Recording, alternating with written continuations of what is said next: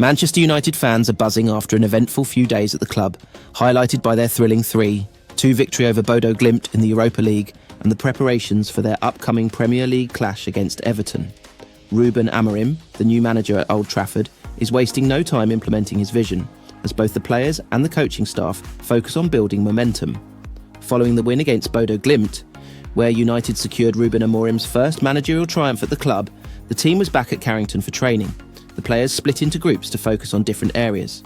Those who started the Europa League match, including Rasmus Højlund, Alejandro Garnacho and Noussair Mazraoui, engaged in lighter recovery drills such as stretching, low-intensity runs and massages.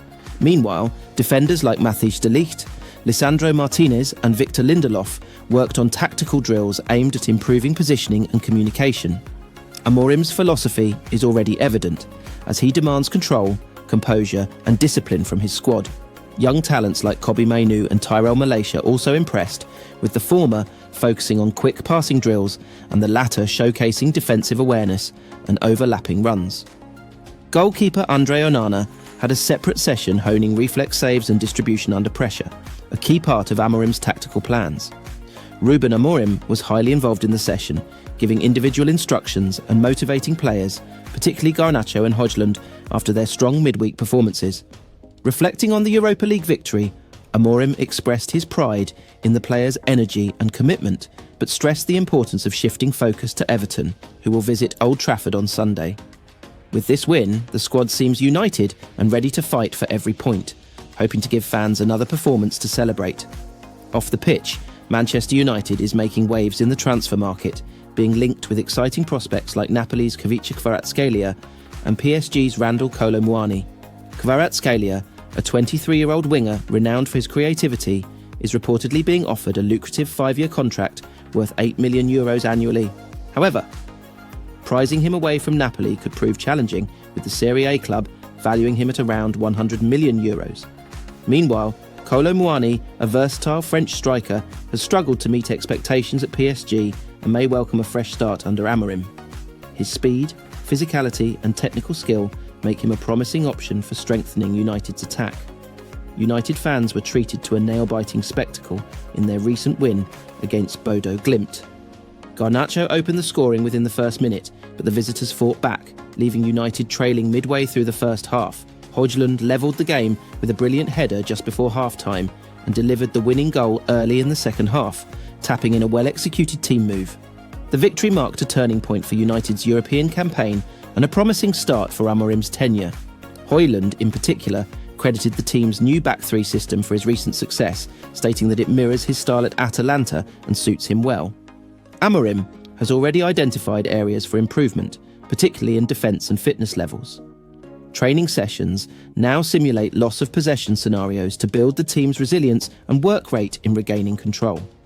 This focus on defensive organisation and pressing aligns with his tactical philosophy, which prioritises structured transitions and adaptability.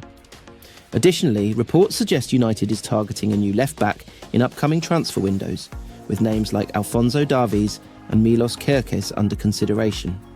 This move aims to strengthen a position where depth and consistency are currently lacking. Amorim's impact extends beyond tactics. His ability to inspire and communicate with players has earned praise from the squad. Diogo Dalot described him as a demanding professional who embodies the club's standards, while Harry Maguire noted the energy and clarity he brings to team meetings. The manager's emphasis on hard work and accountability is resonating, with players expressing optimism about the future. As Manchester United prepare for a busy schedule, Amorim's methods and ideas are beginning to shape the team's identity. The hard-fought win against Bodo Glimt and the promising developments at Carrington suggest that brighter days may lie ahead for the club. Fans will be eager to see how the team builds on this momentum, starting with Sunday's match against Everton as they push to reclaim their status among Europe's elite. Rasmus Højlund praised the influence of Ruben Amorim after Manchester United's win against Bodo Glimt. Højlund scored on the stroke of half-time to equalise against Bodo Glimt in the Europa League on Thursday night and produced a match winner in the second half. The young striker, who missed the start of the campaign with a hamstring injury that he sustained in pre-season, took both goals brilliantly, but the first was the pick of the pair. Højlund's season so far hasn't gone as planned, but he appeared to turn a corner against Bodo Glimt and should continue to develop and improve key aspects of his game under Amorim. After the 3-2 victory against Bodo Glimt, Højlund spoke to MUTV and praised Amorim for bringing in a new system at United, which he feels the players are beginning to take on board. New system, new ideas, and I think we made a step in the right direction today, but obviously it's going to take some time, but it's 3 points at home, which is good, he said. I think the idea is getting a little bit under the skin, but it needs to take time because the new manager has just come in. We work very hard on the training pitch and we've not had any days off. For me personally, the style suits me very well and I'm very happy the new boss is here. I think we're still in the process of learning this new system, and obviously there are players who have to play in different positions that they've been used to and new roles for different players. Højlund scored 16 goals in his first season after signing from Atalanta, and his brace against Bodo Glimt at Old Trafford increased his tally for this campaign to 4 goals. Marcus Rashford started in attack in Amorim's first game in charge against Ipswich Town, but Højlund could retain his starting role this weekend. Noussair Mazraoui described himself as a versatile player after Manchester United's win against Bodo Glimt in the Europa League. Mazraoui was signed from Bayern Munich for €15 million, £12.8 million, with a possible €5 million, £4.2 million in add-ons in the summer window, and was brought in to replace Aaron Wan-Bissaka. Sources said Mazraoui was signed because he is comfortable playing on either side of the defence, but he's more than lived up to that billing by showing remarkable versatility. Mazraoui has played 4 different positions in just his first few months in Manchester and has become an instant favourite among fans because of his consistent performances. The Morocco international has started on the right side of a back 3 for Ruben Amorim's 2 games in charge and excelled in that role when playing against Bodo Glimt on Thursday. Mazraoui spoke to MUTV after that game and said it was a tough game, eventually a good win. We started really well, had a difficult period in the first half when we conceded 2 goals. We made the draw before half-time, which I think was really important, and in the second half we dominated. And just the 1 goal, so I think we could have scored more goals. It's really important to win your first game at Old Trafford for Amorim, also for the supporters, because the coach knows how important they are, and everyone knows how important they are. But also, if you see the Europa League table, I'm not sure what position we're in now, but we needed the win. I've played 4 positions now, and everywhere I can help the team, I will. I'll put my best efforts in every position, and I try to do that, and eventually, what can I say? I'm a versatile player, I think, smiles. For me personally, it's the nicest feeling in football to make an assist. It's always a nice feeling as a defender, because it doesn't happen too often.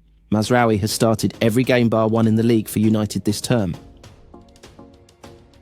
Matchroom Sports Supremo Barry Hearn has suggested the Hundred's future looks bleak amid word the Glazer family are considering a £650 million investment. That's the total value of the 49% stakes understood to be up for grabs in the competition's 8 teams.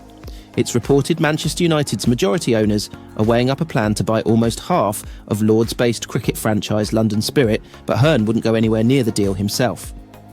The reigning emperor of dart, snooker, boxing and other sports is always open to a deal, as long as he sees a pathway to take said field forward. But that can't be said for his view of the 100-ball cricket competition, which will enter its 5th season in 2025.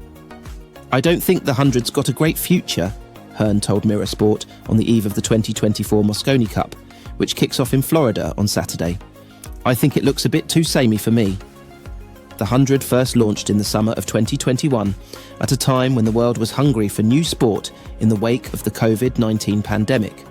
And despite receiving an initial positive reception, it appears fans have reverted to the more established formats in recent years. Sportcore reported viewership for the men's competition fell by 28% on Sky this past season, while the number of people tuning into the women's game dropped by 41% on the broadcaster. Some have suggested there are too many versions of limited overs cricket already, not to mention keeping up to speed with every other variation of the sport. The Glazers have taken a back seat in the running of United since Sir Jim Ratcliffe bought an initial minority share in the club.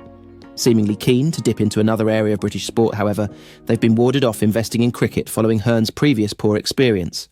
I love cricket, and wanted to get involved years ago, but then I met with the authorities and put my plans together.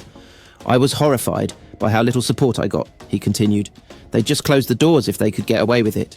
Now they've got it nice. They've got their expenses, their first-class fares, It's just not the same. The England and Wales Cricket Board copped criticism for its poor planning of the 2024 edition of the 100, which clashed with the Paris Olympics. Former England international Michael Vaughan told The Telegraph he felt the ECB screwed up its scheduling by not moving this year's competition to a different date.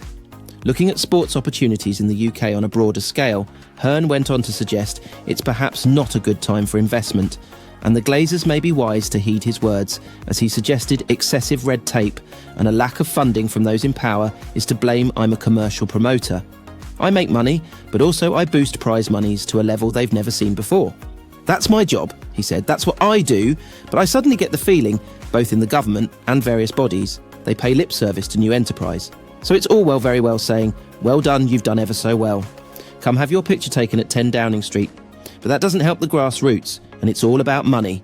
People hate it when I say that, but it's absolutely true. You don't pay people significant money to change their lives. Why should they dedicate their lives to entertaining us at a level that we want to watch? But they don't want to pay them the money that reflects the sacrifices they've made.